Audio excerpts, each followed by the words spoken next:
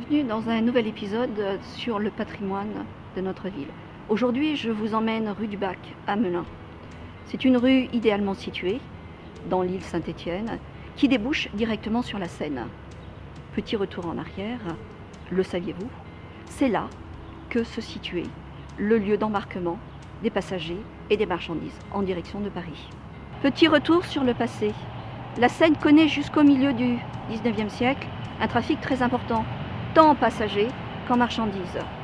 Jusqu'au XVIIe, XVIIIe siècle, la ville se dote d'un débarcadère. À partir du XVIIIe siècle, ce débarcadère se transforme en port. À Melun, la Seine reste la voie privilégiée pour le commerce. La Seine sert au ravitaillement de Paris, en blé, en chaux et en bois.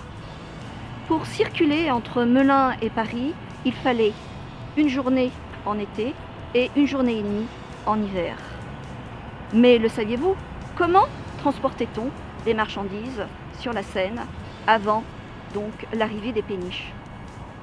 Tout simplement avec des barques à fond plat, assez ventrues, ce qu'on appelle effectivement les coches d'eau, qui transportaient différentes marchandises jusque Paris. Cette vie autour du fleuve, cette vie économique et de transport, favorisait toutes sortes de métiers. Les mariniers, bien sûr, mais également tout ce qui était transport de marchandises, halage, etc. Cette vie économique va perdurer jusqu'au milieu du XXe siècle.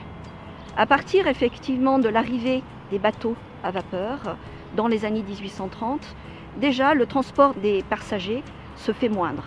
Et puis avec l'arrivée du chemin de fer en 1847, c'est toute une partie de cette vie économique qui va disparaître. Cependant, le halage va se poursuivre jusqu'au premier tiers du XXe siècle pour disparaître définitivement, comme tant d'autres métiers liés à la vie du fleuve. Je vous dis à bientôt pour un prochain épisode sur le patrimoine de notre ville.